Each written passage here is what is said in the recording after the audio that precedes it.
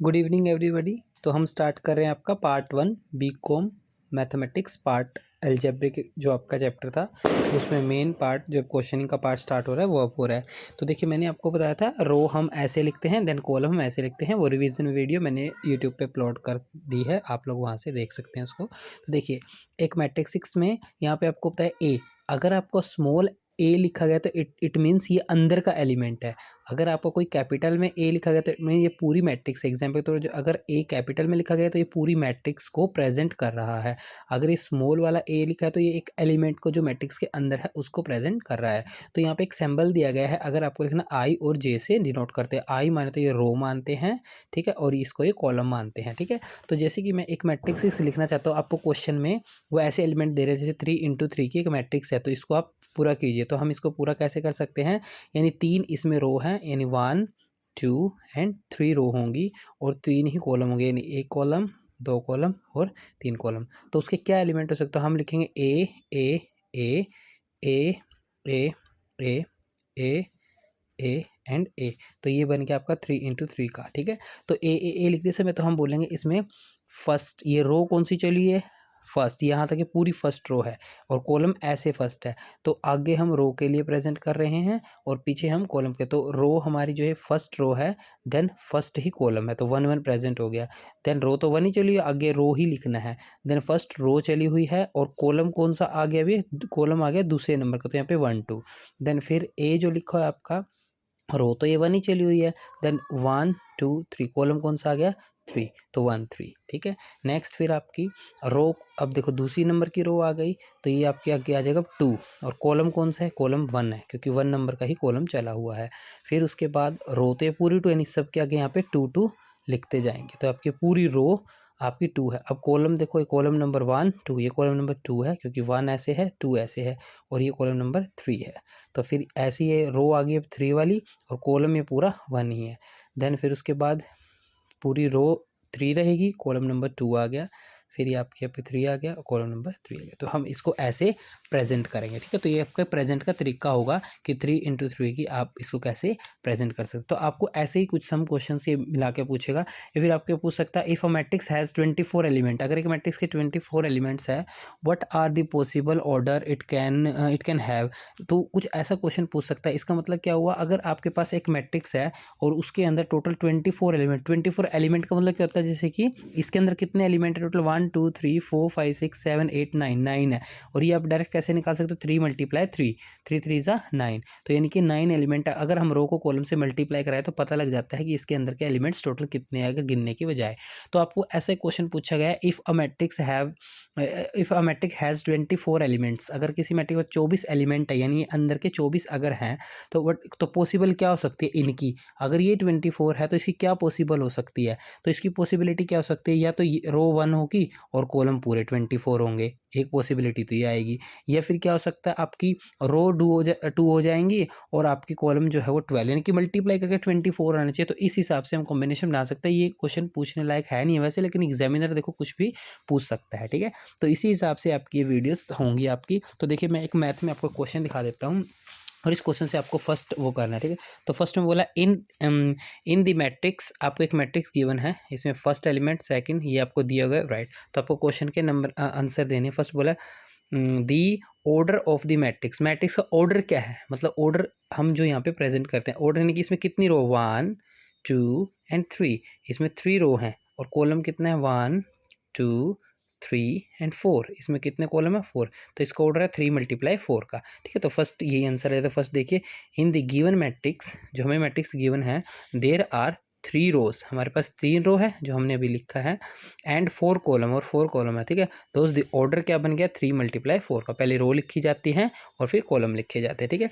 Then second question इसमें पूछा गया the number of elements, elements कितने इसके अंदर, वैसे तो आप इंडिविजुअली गिनने की बजाय मैंने बोला इन दोनों की मल्टीप्लाई करा दो, 4 3 ज़ा 12, तो 12 इसके अंदर एलिमेंट्स है टोटल। या फिर ऐसे गिनो 1 2 3 4 5 6 7 8 9 10 11 12, ठीक है। तो ऐसे की बजाय हम क्या करेंगे, जो हमने रो और कॉलम का ऑर्डर निकाला उन दोनों की मल्टीप्लाई कराएंगे, ठीक है। तो हमारे पास यहाँ पे गिवन है the number of the element is the given in matrix, कितने होंगे 12, ठीक है, उन दोनों की मल्टीप्लाई।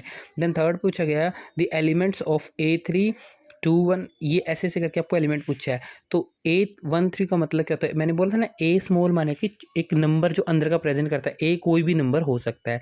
उसने बोला 1, 1 का मतलब क्या है, यानी पहली रो है और तीसरा कॉलम है। तो पहली रो तो ये है हमारी और तीसरा कॉलम ये है हमारा, क्योंकि 1 कॉलम 2 कॉलम देन 3 कॉलम और 4 कॉलम ऐसे होते हैं, रो ऐसी। ये बोल रहा है फर्स्ट रो का थर्ड कॉलम है, तो वो बताओ क्या है। तो फर्स्ट रो हमारी ये है और 1 2 3 3 कॉलम है, तो ये एलिमेंट होगा 19। तो फर्स्ट यहाँ पे क्या A13 होगा हमारा 19, ठीक है। देन उसके बाद आगे पूछा A21 यानी कि सेकंड रो का फर्स्ट कॉलम। तो सेकंड रो हमारी यहाँ से स्टार्ट होगी और फर्स्ट कॉलम क्या होगा इसका 35, तो इसका आंसर आएगा 35, ठीक है। देन उसके बाद पूछा थर्ड यानी कि थर्ड रो थर्ड कॉलम। तो थर्ड रो हमारी ये है, थर्ड रो ये चलेगी और कॉलम थर्ड ये होगा, क्योंकि कॉलम ऐसे होगा थर्ड नंबर, तो -5 होगा इसमें, ठीक है। देन उसके बाद बोला A23 यानी कि सेकंड रो थर्ड कॉलम। तो सेकंड रो हमारी ये है, देन थर्ड कॉलम ये है, तो ये आएगा 5/2। तो इस हिसाब से हमारे ये आंसर ऐसे आ गए। तो फर्स्ट क्वेश्चन आपका इस तरीके का है। तो फिर उसके बाद आपको क्वेश्चन पूछा है गिव एन एग्जाम्पल ऑफ, किस किस का एग्जाम्पल देना, अ डायगोनल मैट्रिक्स। डायगोनल मैट्रिक्स वो मैट्रिक्स होते हैं जिसमें डायगोनल एलिमेंट्स हो, कुछ भी हो सकता है, अपर और लोअर 0 0 होना चाहिए। तो देखो इन्होंने एग्जाम्पल के तौर पर दिखाया, जैसे कि 1 2 3, तो ये डायगोनल है। अब मैं आपसे पूछता हूँ क्या ये डायगोनल एलिमेंट्स जो आपका स्केलर होगा, नहीं। क्यों, स्केलर होने के लिए सेम एलिमेंट होने चाहिए। क्या ये यूनिट होगा, यूनिट तो बिल्कुल भी नहीं, क्योंकि यूनिट होने के लिए केवल 1 ही चाहिए यहाँ पे, ठीक है। अब एग्जाम्पल के तौर पर हमने ऐसे ले लिया 1 0 0 0 1 0 0 0 1। क्या ये डायगोनल है, आपको क्वेश्चन में पूछे क्या ये डायगोनल है, यस ये डायगोनल है। क्या ये स्केलर है, यस ये स्केलर है। क्या ये यूनिटी है, यस यूनिट भी है। क्योंकि यहाँ पे देखो डायगोनल होने के लिए यहाँ पे कुछ नंबर होने चाहिए, अपर और लोअर 0 0 होना चाहिए, तो डायगोनल ही है।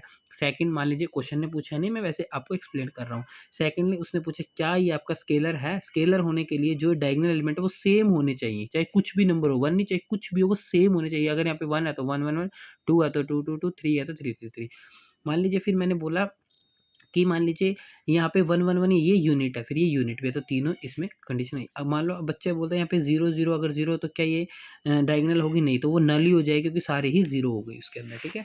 तो उस मैट्रिक्स में, तो उस हिसाब से नेक्स्ट इसमें पूछे कि स्केलर मैट्रिक्स। स्केलर मैट्रिक्स का मैंने आपको बताया था, स्केलर मैट्रिक्स वो एलिमेंट मैट्रिक्स है जिसमें डायगोनल एलिमेंट सेम होने चाहिए, जैसे यहाँ पे 3 3 3 लिखा गया है। तो मैंने पूछा स्केल, ये आपको स्केलर मैट्रिक्स दी गई, यस ये स्केलर है। क्या ये डायगोनल है, यस ये डायगोनल भी है, क्योंकि कुछ ना कुछ तो एलिमेंट है। क्या ये यूनिटरी है, नहीं।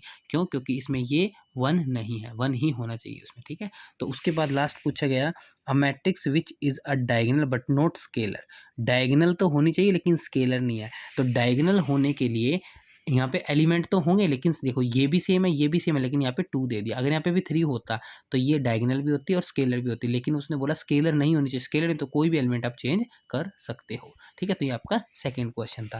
देन उसका देखो जो ये 4th नंबर का क्वेश्चन है, वेरी वेरी इंपॉर्टेंट। एक इसमें से कंपलसरी क्वेश्चन कई बार आ जाता है, तो आपको ये बताना है प्रूव करके कि इनमें से कौन सा क्या होगा, ठीक है। तो ये आपको होमवर्क के रूप में दूंगा, मैं एक्सरसाइज का क्वेश्चन ट्राई कराता हूँ अब आपको।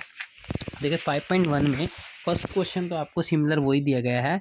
If a matrix has 12 elements, ठीक है, जो मैं बोल रहा था, what are the possible order it can have, कि वो आए, तो वो कुछ भी हो सकता है, मल्टीप्लाई करके 24 लेके आना। तो फर्स्ट क्वेश्चन तो वैसे ही दिया गया है। देन सेकंड क्वेश्चन देखिए, जो आपका सेकंड क्वेश्चन है, इसमें बोला गया है कंस्ट्रक्ट करनी है 2 × 3 की एक matrix whose elements are given by a j element है और i + 2j। ऐसे से क्वेश्चन कई बार 5 मार्क्स 4 मार्क्स में जो फर्स्ट क्वेश्चन उसमें आ जाते हैं। तो देखो 2 × 3, तो 2 × 3 की एक मैट्रिक्स बनानी है, ठीक है। तो देखो 2/3 की एक मैट्रिक्स बना लेते हैं, यानी कि 2 रो है और कॉलम कितने 3 है। देखो यानी कि 1 और 2 दो रो के अंदर आना चाहिए। तो इसमें दिखा ए, क्योंकि कॉलम 3 होने चाहिए, 1 2 एंड 3, और ए सबका नाम लिख दिया पहले, ठीक है। फिर उसमें हम नंबर लिख लेंगे, तो फर्स्ट रो है, यहाँ पे सब में फर्स्ट आ जाएगा। देन सेकंड रो है, तो यहाँ पे सारे को सेकंड आ जाएगा। फिर कॉलम कौन सा, ये वाला, ऐसे ये कॉलम फर्स्ट है, ये कॉलम फर्स्ट ही रहेगा, तो ये फर्स्ट आ गया। ये कॉलम 2 है, तो यहाँ पे 2 आ गया। ये कॉलम 3 है, तो यहाँ पे 3 आ गया। तो हमने ये बना दिया। अब देखो क्वेश्चन हमसे क्या मांगना चाहता है वो देखो। क्वेश्चन ने हमको बोला है बाय यहाँ पे बोला bye a J i + 2j है, ठीक है। तो यानी कि यहाँ पे बोला बाय ए आई जे, मैंने बोला आई मतलब फर्स्ट रो जो इन्होंने बोला है, और बोल रहा है ये आई ये किसके इक्वल है, i + 2j, इन्होंने खुद बोला ये इसके इक्वल है, तो हमें ये प्रूव करके दिखाना है इस क्वेश्चन को। देखिए, तो फर्स्ट ऑफ ऑल aij जो आपका है इसके इक्वल है, तो फर्स्ट एलिमेंट में हमें ऐसे ऐसे करके प्रूव करना है। तो i मतलब कि फर्स्ट और j मतलब कि सेकंड। तो फर्स्ट में देखिए आप, अगर ये 1 1 है तो हम इस हिसाब से पुट करते हैं, 1 अगर ये 1 1 है तो हम किस हिसाब से इसको पुट करेंगे, तो आई जे इसके इक्वल है 1 + 2j के। तो देखो फर्स्ट तो 1 ही है क्योंकि यहाँ पे 1 ही है, और सेकंड भी 1 ही है, +2 मल्टीप्लाई जे मतलब कि जो आपका कॉलम है वो भी 1 ही है क्योंकि कुछ गिवन ही नहीं है। तो मैं बोलता हूँ A11 is equal to A11, क्योंकि हमारा तो A11 था, तो 1 1 के हिसाब से करो, 1 एज इट इज़, 2 1 जा 2 और ये आया 3। ठीक है, तो फर्स्ट एलिमेंट मेरे को पता लग गया 3 आया। फिर मैं लिखूँगा उसका, जैसे ये सेकंड वाला उठा लिया मैंने A12। ठीक है, A12 एग्जाम्पल तो यही रहेगा क्योंकि उसने बोला आई मतलब कि जो फर्स्ट वाला तो 1 है, +2 ये फॉर्मूले नहीं दिया है हमें, मल्टीप्लाई जे हमें ये सेकंड वाला नंबर नोट करना है। ठीक है, तो ये कितना है हमारा 1 2 का एलिमेंट आया आपका 1 + 2 2 जा 4 और 4 और 1 5, तो हमारा सेकंड वाला नंबर आ गया 5 आ गया अब यहाँ हमारा यहाँ पे। ठीक है, देन थर्ड जो आपका 1 3 है, तो यहाँ पे मैंने लिखा A13 is equal to A13। जब हम रख रहे हैं तो उसको हम कैसे सॉल्व करेंगे, देखिए A मतलब जो फर्स्ट वाला, J मतलब जो सेकंड वाला, फॉर्मूला था आपका 1 + 2j, 1 + 2j हमारा फॉर्मूला था, तो रखो इसको 1 क्योंकि तो फर्स्ट 1 ही है हमारा, देन आई है ना, आई ये फॉर्मूला है, आई मतलब हम फर्स्ट वाले को मान रहे हैं, जे मतलब हम सेकंड वाले को मान रहे हैं, +2 फॉर्मूले के हिसाब से है, मल्टीप्लाई जे आपका एक सेकेंड नंबर है, देन 1 + 3 2 जा 6, 6 और 1 7, तो ये हमारा आया 7। तो थर्ड यानी फर्स्ट वाला तो हमें यहाँ पे पता चल गया ना, फर्स्ट सेकंड थर्ड ये दो हम निकाल चुके हैं। देन अब आगे निकालेंगे A21। ठीक है, तो आगे देखिए A21 अगर हम निकाल रहे हैं तो वही फॉर्मूला तो सेम रहना, I + 2 मल्टीप्लाई जे, ये इसमें पुट करना है। तो देखिए A21 इज इक्वल टू आई मतलब कि फर्स्ट वाला नंबर ये 2 है, +2 मल्टीप्लाई में जो है जे, हमारे क्वेश्चन में जे कितना है 1 है अब की बार। तो अब A121 इज इक्वल टू 2 + 2 1 जा 2, तो ये आया 4। तो A21 जो आया मेरा वो आया है 4।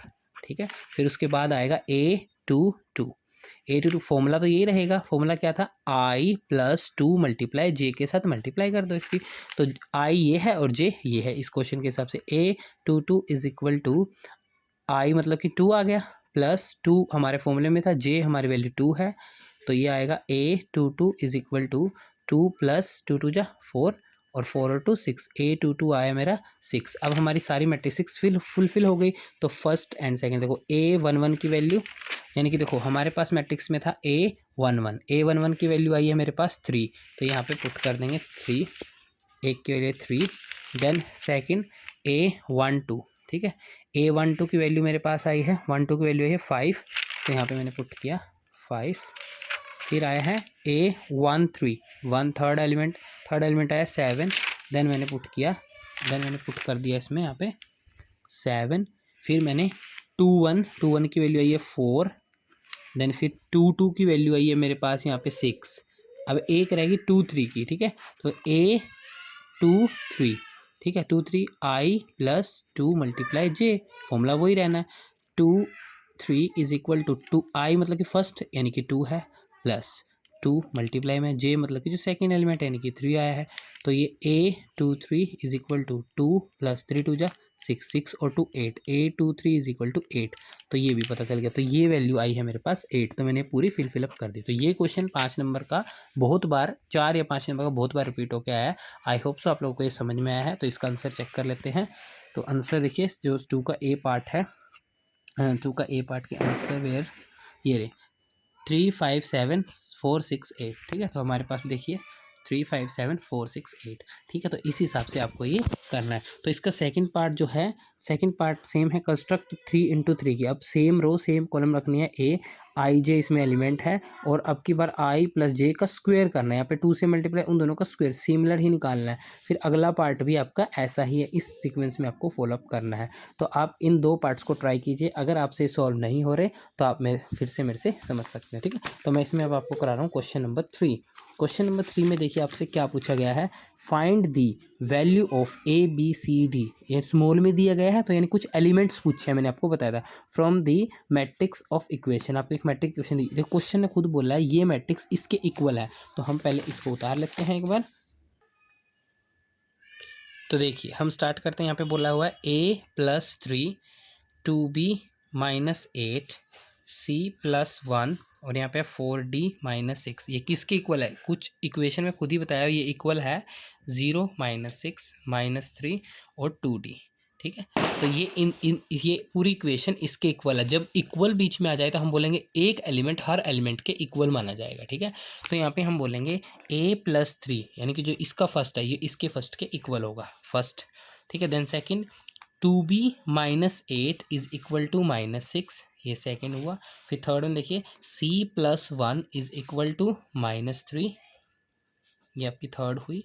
Then 4d-6 is equal to 2d, ठीक है। तो ये आपका 2d, तो इस इक्वेशन की हेल्प से हम यहाँ पे सॉल्व करें। तो फर्स्ट देखिए आपको बोला हुआ है a+3 इज इक्वल टू 0, तो ये मेरी a की वैल्यू ऐसे निकल सकते हैं, प्लस का 3 उधर जाके माइनस हो जाए, a की वैल्यू निकल गई -3, तो a की वैल्यू मुझे पता लग गई। फिर आगे b में देखिए 2b-8 is equal to -6, constant को उधर लेके जाएंगे पहले, तो 2b यहीं पे रहा इज इक्वल टू -6 प्लस का 8, ये -8 इधर आके प्लस का हुआ, तो 2b यहीं पे रहा, 6 और 8 यहाँ पे प्लस का बच गया 2, क्योंकि यहाँ बड़ा है, तो ये मल्टीप्लाई का 2 इधर आके डिवाइड में, तो b की वैल्यू आ जाएगी 1, क्योंकि 2 को 2 से डिवाइड करेंगे, तो b की वैल्यू पता चल गई, a की वैल्यू पता चल गई। देन फिर उसके बाद हम यहाँ पे लाइन लगा लेता हूँ। फिर देखिए c+1 इज इक्वल टू -3, तो प्लस का 1 उधर जाके माइनस हो जाएगा, c इज इक्वल टू -3 पहले से ही था, एक माइनस का 1 उधर जाके हुआ, तो c की वैल्यू आई -4।